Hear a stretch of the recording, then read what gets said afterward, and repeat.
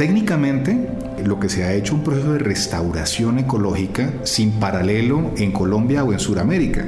¿Por qué? Porque se han generado corredores biológicos que conectan ecosistemas estratégicos como la Sierra Nevada de Santa Marta, la Serranía del Perijá, y donde hoy habitan más especies de fauna silvestre que las que tú encuentras en el Parque Tayrona. Para darte un ejemplo, el área, ustedes pueden entrar al Sistema de Información Biológica de Colombia, el área más biodiversa hoy en día en el Caribe colombiano por registros es el Cerrejón. Curiosamente, a pesar de tener una minería a gran escala, a minería abierta. Entonces, socialmente, el desafío que tienes es las expectativas que puede tener la población ante un proceso de cierre.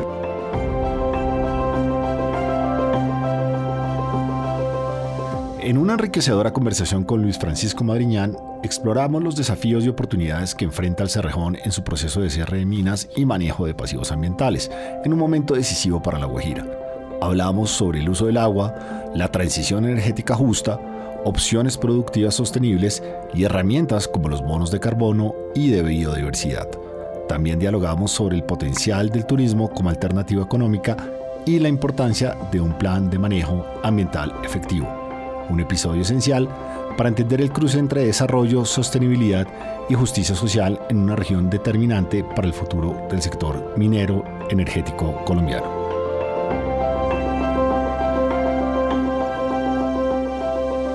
Del Carbono al Watt, un podcast del Departamento de Derecho Minero Energético de la Universidad Externado, dedicado a informar, aportar y discutir la transición y la justicia energética en Colombia y el mundo. Acompáñenos de la mano de nuestros invitados a aclarar las ideas, conceptos y discusiones sobre el futuro de la minería, el petróleo, la energía y su relación con la transición y la justicia energética. Soy Luis Bustos. Soy Juan Felipe Neira. Gracias por ser parte de la 5ª temporada de Del Carbono al Watt. Un gusto que esté con nosotros. Traiga su libreta y comencemos.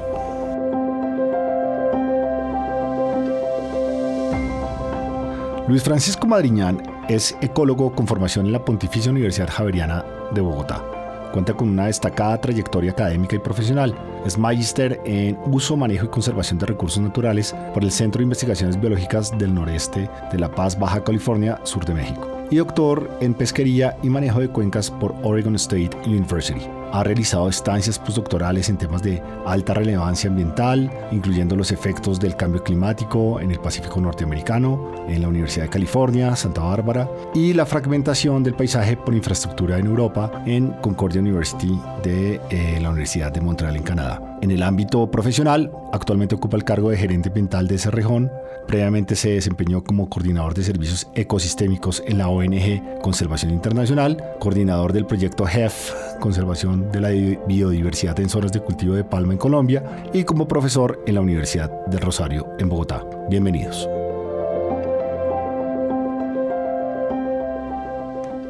Profesor Madriñán, ¿usted nos puede contar cuáles son los principales desafíos económicos y sociales que enfrenta el Cerrejón en su proceso de planeación para el cierre de minas actualmente? Sí, Luis, mira, realmente en Cerrejón el cierre de minas no es un tema que se está tomando como algo que viene hacia el futuro. Estos desafíos se están dando todos los días, porque es que el cierre de minas de Cerrejón, curiosamente, inició desde el año 1989. ¿Por qué es esto? Porque los cierres progresivos de mina comienzan a darse al mismo tiempo que la operación comenzó a liberar áreas. El principal desafío para hacer un cierre exitoso es que una operación, una minera, entienda que el proceso de cierre es parte del mismo proceso minero. Si tú comienzas a relegar las actividades de cierre para instancias futuras, intentando ganarte un superávit económico temporal, tus costos de cierre se disparan. Por eso es que hoy en día, digamos, ya Cerrejón tiene más de 5.300 hectáreas mineras en cierre total. Y seguimos cada vez que el área de servicios técnicos libera un área minera, esta área de inmediato entra en cierre. ¿Cuál es el desafío más grande que tenemos? La visión de cierre que arranca en 1990 no es la misma que está hoy en el 2025. Evoluciona. Claro, es una evolución constante porque es que nuestra misma normatividad ambiental ha evolucionado. Los requerimientos del país, lo que esperan las personas del territorio es cambiante. Cerrejón entra a un territorio en 1984 en donde en toda La Guajira había 220.000 personas. Hoy en día, en el último censo que hubo había 1.083.000. Se calcula que estamos alrededor de 1.200.000 habitantes en La Guajira hoy en el 2025.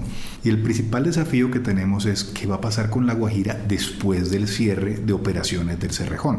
¿Cómo haces para garantizar una empleabilidad, una transición de una actividad económica que hoy supera más del 50% del Producto Interno Bruto del departamento, para cómo hacer que este departamento a futuro pueda continuar? Técnicamente, lo que se ha hecho un proceso de restauración ecológica sin paralelo en Colombia o en Sudamérica. ¿Por qué? Porque se han generado corredores biológicos que conectan ecosistemas estratégicos como la Sierra Nevada de Santa Marta, la Serranía del Perijá, y donde hoy habitan más especies de fauna silvestre que las que tú encuentras en el Parque Tayrona. Para darte un ejemplo, el área, ustedes pueden entrar al Sistema de Información Biológica de Colombia, el área más biodiversa hoy en día en el Caribe colombiano por registros es el Cerrejón. Curiosamente, a pesar de tener una minería a gran escala, a minería abierta. Entonces, socialmente, el desafío que tienes es las expectativas que puede tener la población ante un proceso de cierre, porque llegas y dices, no, es que ahora sí la mina se va a ir, ¿qué me va a quedar a mí? ¿Qué puedo sacar en este momento? Porque de pronto después mañana no puedo sacar nada. Y ahí es donde entran a competir cuáles son las visiones del territorio. Si tú recuerdas, digamos, en la legislación colombiana tenemos un instrumento que se llama la estructura ecológica principal. De hecho, los bosques secos de Albania y de Cerrejón aparecen dentro del ordenamiento territorial como parte de la estructura ecológica principal. ¿Esto por qué? Porque no hay lugares de conectividad entre estos ecosistemas estratégicos para el Caribe, entre Perijá y Sierra Nevada, excepto en el corredor biológico Huitmana de Cerrejón. Entonces, ¿qué haces para compaginar un tema en que vas a perder un ingreso económico muy importante cuando la minería finalmente termine? Quiero ser claro aquí que todavía tenemos carbón en la mina para mucho rato. Lo que termina es el contrato minero en el 2033.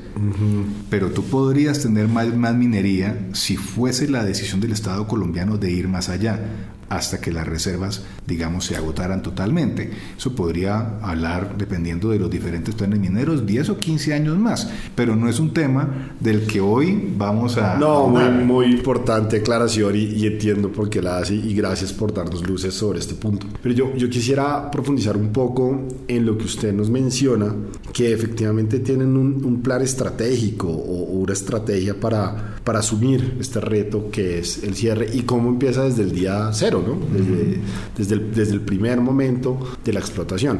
En ese sentido, o del proyecto más bien, para ser más claros. Sí. En ese sentido, quería preguntarle un poco de eso. ¿Nos puede contar un poco de esa estrategia que actualmente tiene el Cerrejón?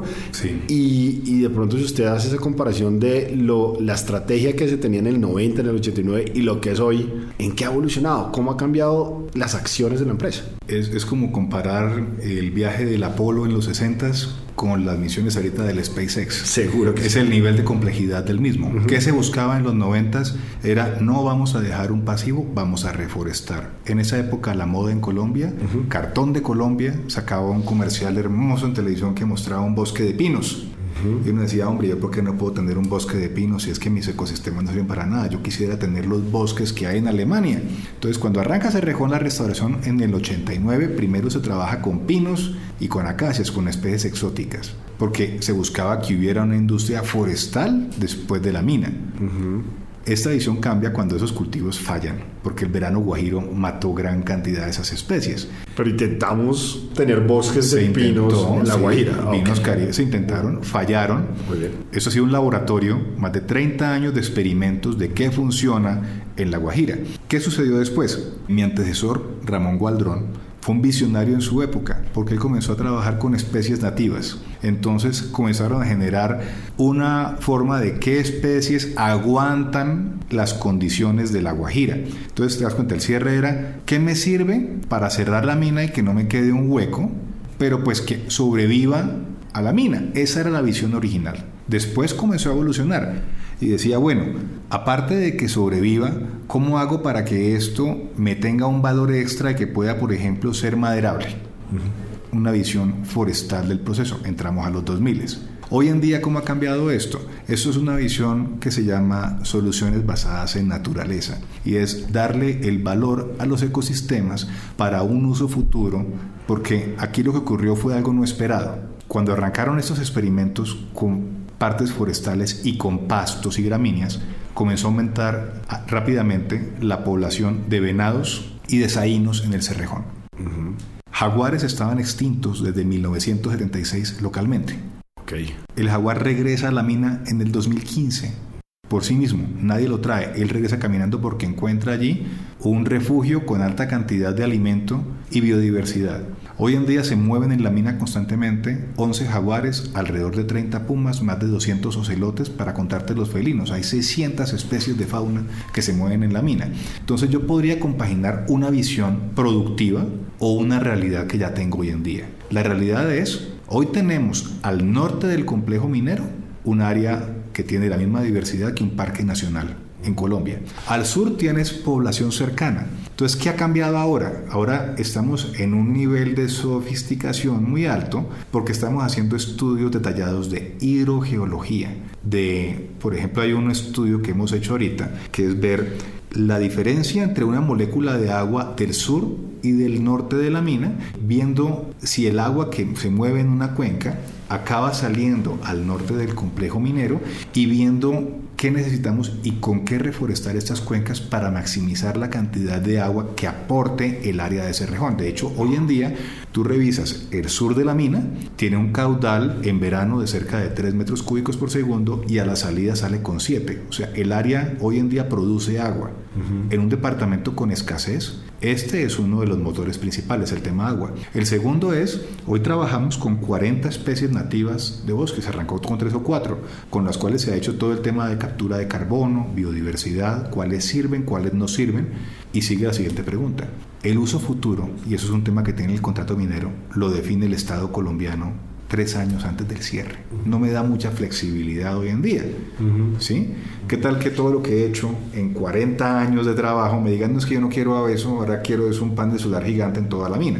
Pues cambiaría un poco la dinámica principal. Entonces, de hecho, nos estamos adelantando a ese momento y viendo cuáles opciones productivas pueden estar compaginadas con el uso actual y el diseño de la estabilidad geotécnica de la mina. ¿Y son múltiples o como no? Porque es un ejercicio que puede ir al infinito, o sea, o lo han elegido el top 10 de estas, ¿cómo lo han logrado? Pues mira, es todo un reto, ¿no? Es un reto grande, se sigue haciendo. Que estamos, digamos, el reto de este año y el próximo año van a ser 2 años porque ya llevamos otros 4 años haciendo estudios muy detallados. Hemos hecho estudios de conectividad ecosistémica, de flujo genético de especies, de requerimientos de hábitat para especies. Hemos hecho estudios de uso futuro de voids, del hueco minero, cómo queda. Si hay opciones para que sean lagos y si son lagos que no sean hipersalobres, sino que tengan opciones de que tengan agua fresca. Claro. Se han hecho estudios para tener controles de inundación,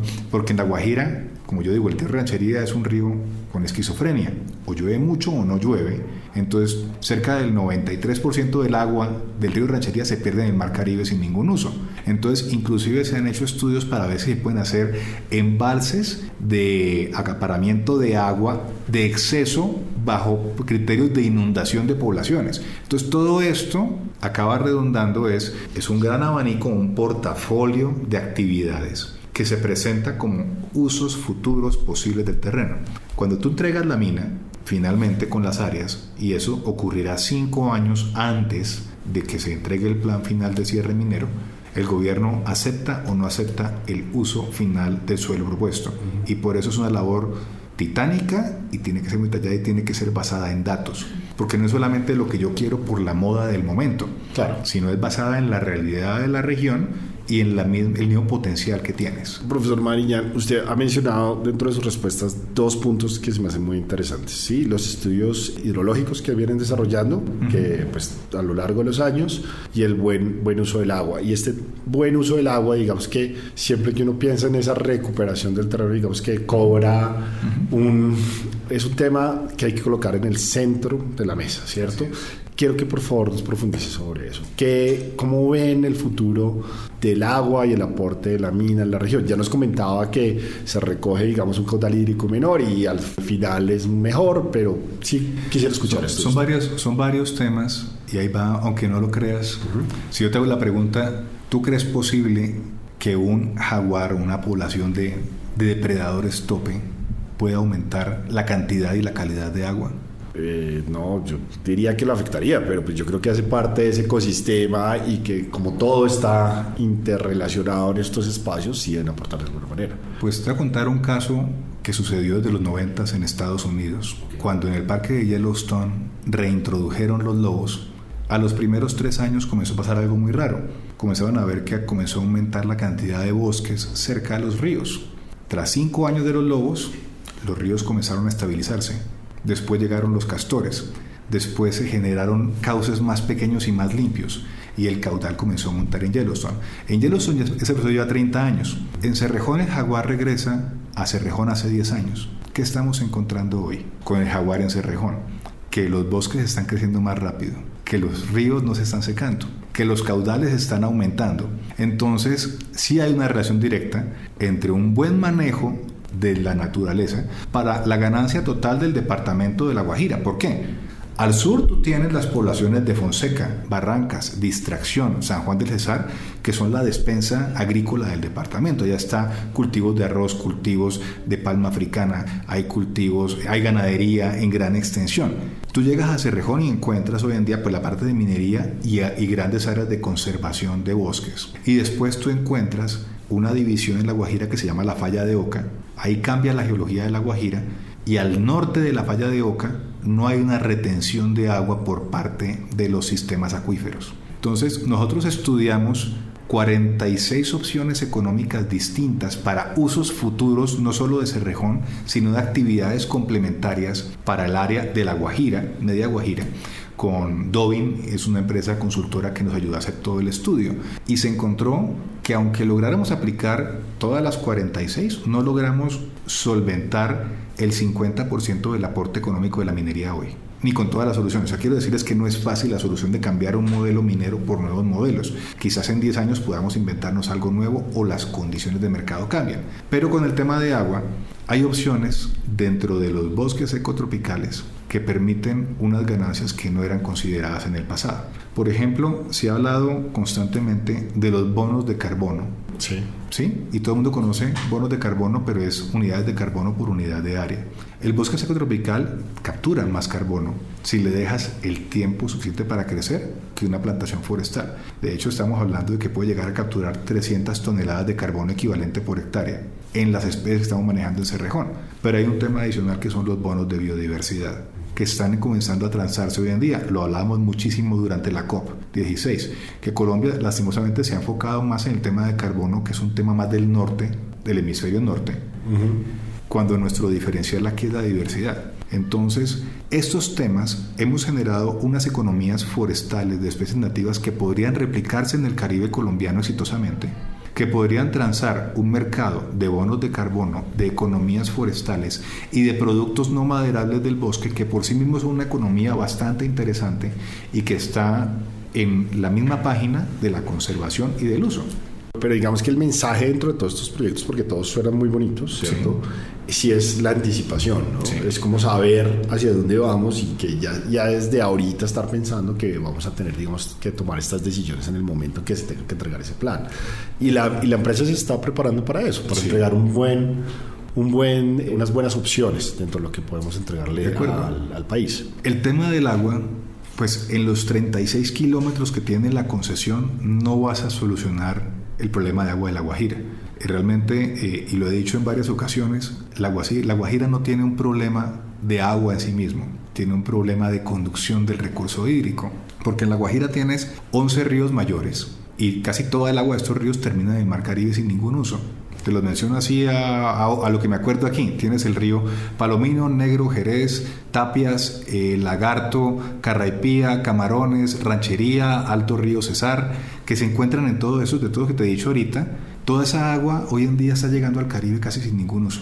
Se pierde el agua. El doctor Efraín Domínguez Calle hizo un estudio hace unos años, él murió en la pandemia lastimosamente, hablaba que la Guajira per cápita tiene cerca de 3.000 metros cúbicos por persona, mientras que un habitante en Bogotá tiene 214 metros cúbicos. O sea, en la Guajira hay potencialmente mucha más agua de la que tienes en la sabana de Bogotá por unidad de personas. El problema que tenemos allá es estas soluciones. La mina puede tener un excelente plan de cierre.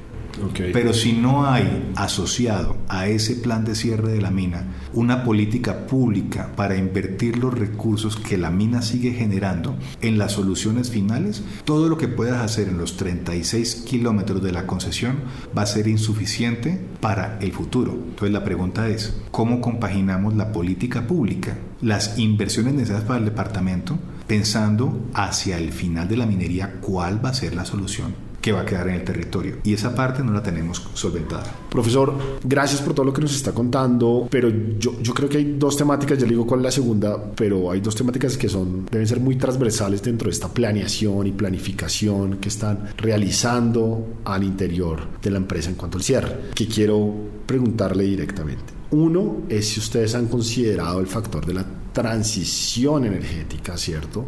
Y toda esta, podemos decirle, revolución que se ha planteado sobre esta parte del norte del país en estas lógicas. ¿Ustedes ven un rol de este cierre de la mina en la transición? Sí, la respuesta es sencilla, que te digo, sí lo hemos revisado. Okay. Estamos ahora haciendo estudios de prefactibilidad del potencial de generación de las áreas no relacionadas con conservación exclusiva. Como te dije, hay un gran potencial de biodiversidad en la mina, sobre todo al norte de la mina. Cuando te acercas a las áreas de las poblaciones como Barrancas, Papayal, donde hay una gran presencia humana, tú no quieres generar un conflicto entre humanos, felinos, biodiversidad, ganadería, porque eso es una receta para el desastre. Entonces, ¿qué hemos encontrado? Que podríamos estar hablando entre una generación con paneles solares flotantes, y es sobre pits mineros que comienzan a llenarse como lagos.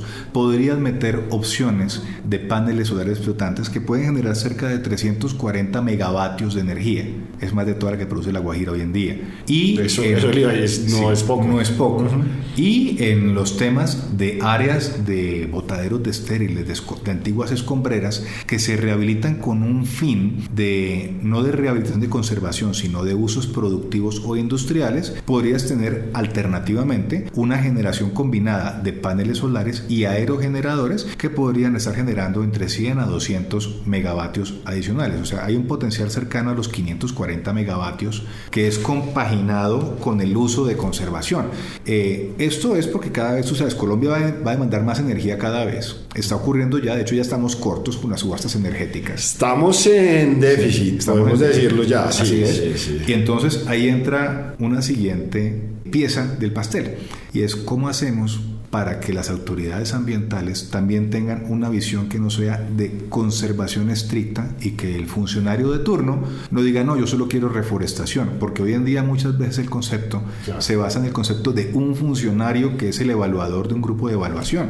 Entonces, y dice, no, usted no me cumple el criterio de éxito de cierre a menos que me entregue esta área en conservación como la que tenía el norte de la mina. Entonces, ese tipo de temas tendremos que tomarlos pronto como país, porque no hay una legislación clara para cierres de operaciones mineras hoy. ¿Por qué? Porque estás muy pegado a lo que te dice tu instrumento y tu plan de manejo ambiental. Y el funcionario te dice, es que si yo no lo hago así, a mí la Procuraduría, la Contraloría dice que yo no cumplí con mi misión, entonces tengo un problema de seguimiento. Entonces, allí es un tema que nos toca revisar. El mismo tema de los paneles solares flotantes que te hablaba en la parte de transición. Sí.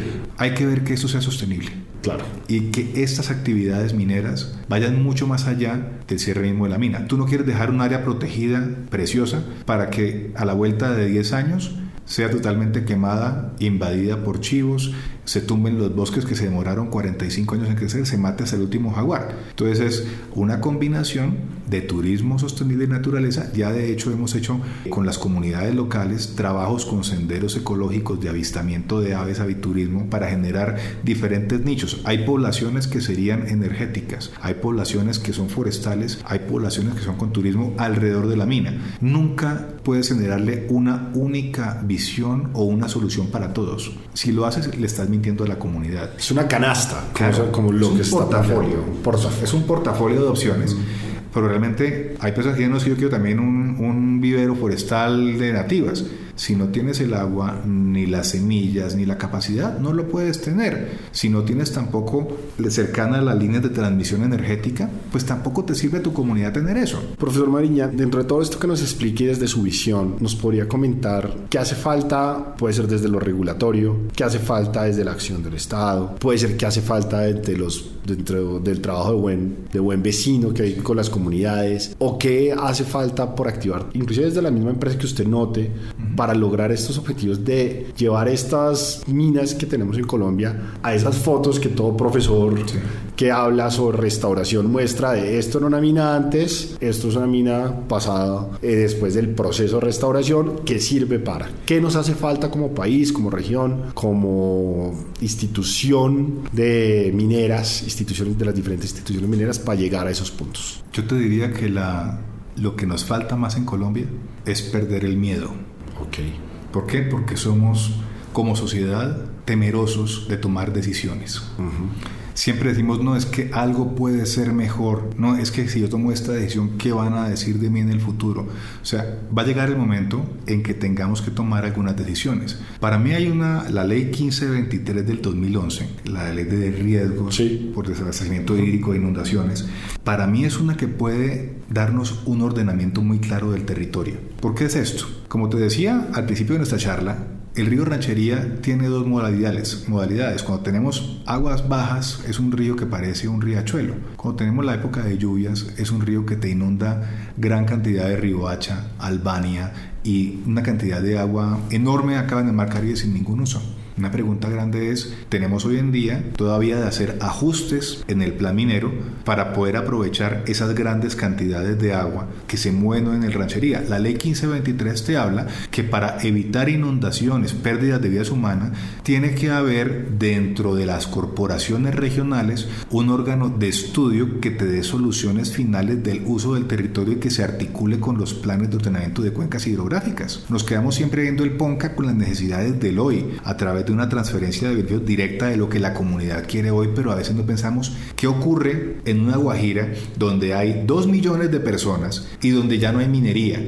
¿De qué va a vivir las personas? ¿Cómo vamos a tener manejo de agua? De hecho, en Israel, tú con 300 milímetros de agua al año tienes capacidades para tener agricultura en el desierto. En la Guajira media te caen 950 mil milímetros. Tenemos 4 veces el agua que cae en un promedio en Israel, pero no tenemos ninguna agricultura industrial porque no hay cómo manejar distritos de riego integrados a gran escala. Esto no se manejará ni con tubos ni nada, pero hay unas zonas que puede llegar a acumular y además de tener temas de desertificación, problemas. Esa es una oportunidad que nos toca combinar al legislativo, aplicar la legislación actual y comenzar a tomar decisiones pronto, porque esto no nos va a dar mucha espera. Es que el buen manejo de este tipo de cierres es que vamos a realmente cumplir con el tema de transición energética justa, no dejando absolutamente a nadie atrás.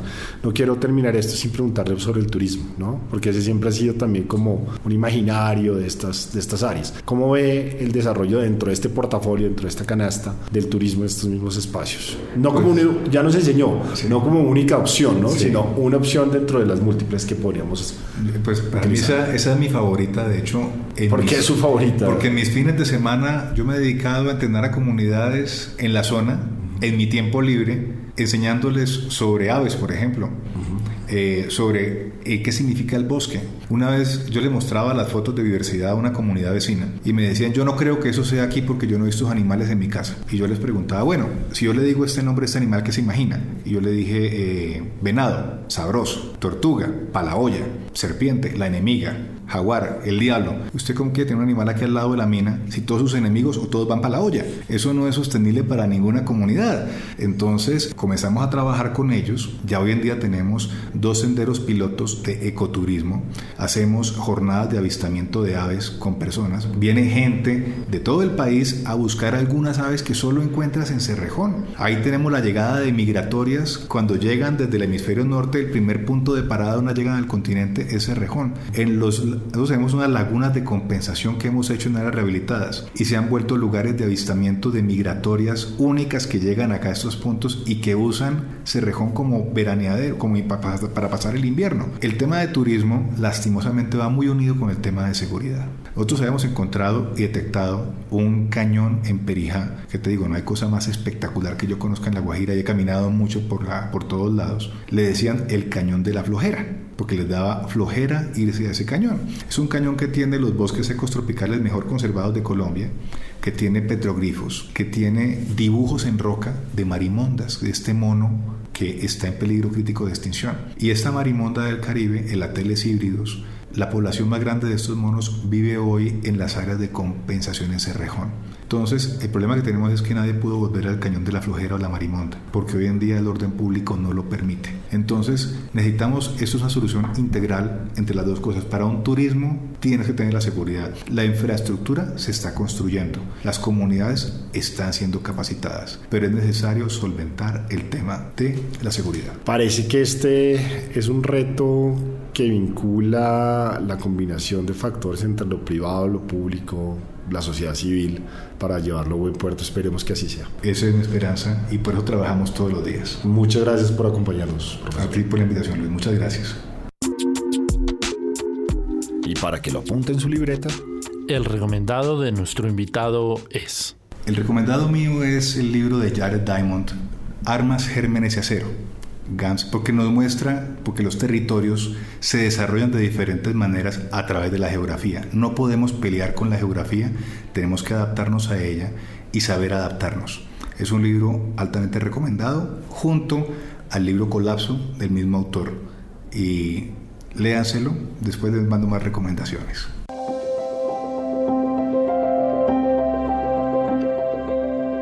Del Carbón al Watt es un podcast original del Departamento de Derecho Minero Energético de la Universidad Externado de Colombia. Producción general, Luis Bustos y Juan Felipe Neira. Productor técnico, Javier Villamil. Y la Facultad de Comunicación Social de la Universidad Externado de Colombia. Musicalización, Pixabay. Gracias por seguirnos.